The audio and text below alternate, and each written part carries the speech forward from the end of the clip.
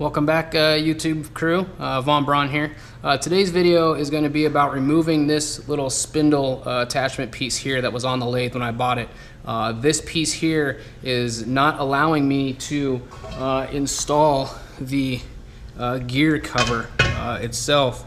I can't install it because when it comes around, it won't swing over this piece and go into the actual hole. So we're going to remove it and install the spindle lock nut. Now, if you watched the other video, you notice that in the drawers down there, I found this. It said spindle lock nut lathe 925 79. That was this piece here that I found buried in one of those drawers.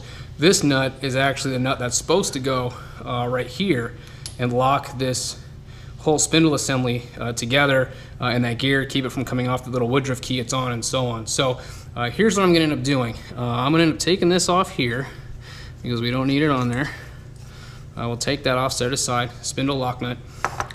Right now you can see that it will spin, and I want to show you guys as well that I'm working on the lathe and I do have it unplugged. My plug is way over there on the other side of this toolbox, so I just unplugged it and slung it over here so I know that it's right there. So there is no power to this lathe right now. Now, that being said, I'm going to put this thing in back gear.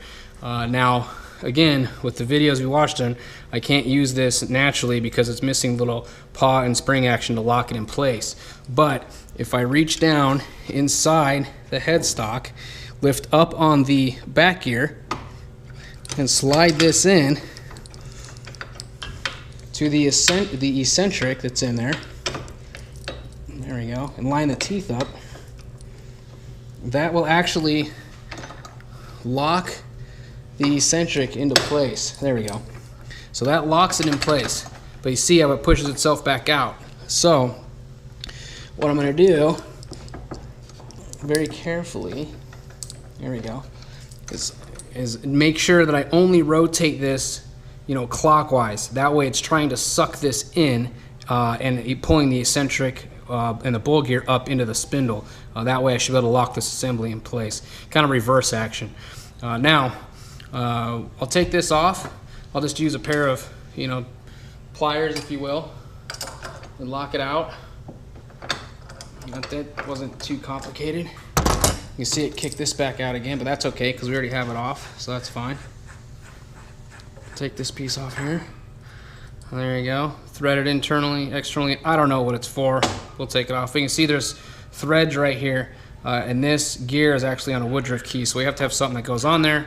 That's where the spindle lock comes in. Now, normally it's supposed to take what they call a pin wrench. That doesn't go all the way through. It's not a set screw or anything. It's actually a pin wrench that goes in there, and it's half mooned, and you can tighten it down. But I don't have one, so we're going to use the same pair of pliers. Reach back in here. Again, this lathe is disconnected. There is no power. I would not be putting my hand in there if there was power to this lathe.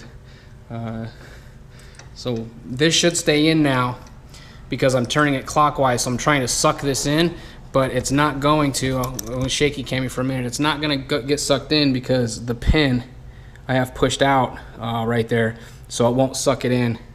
So as long as I keep turning it clockwise and keep pressure on it, it's not going to go anywhere. Move you guys over here. Whoops, sorry to shake cam. Now I'm using a pair of Nipix Cobra head pliers. Now, if you've ever used these Nipix pliers, you know the teeth on these jaws are very, very sharp, and when they grab hold of something, they like to chew. They like to dig in. So I'm only applying light pressure. I'm really not getting on it that hard. Make sure I get this thing nice and tight in here. I don't want this thing coming apart on me.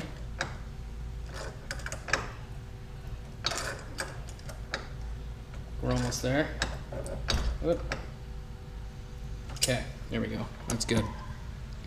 It's good to go there. So that being said, I can pull this back out now. Now it'll spin. I just want to reach back here and make sure that eccentric back gear fell down so it doesn't come up and do anything crazy with me later. So that's on there now. So the whole reason for this video again was because my cover, which is down here, wouldn't fit on here.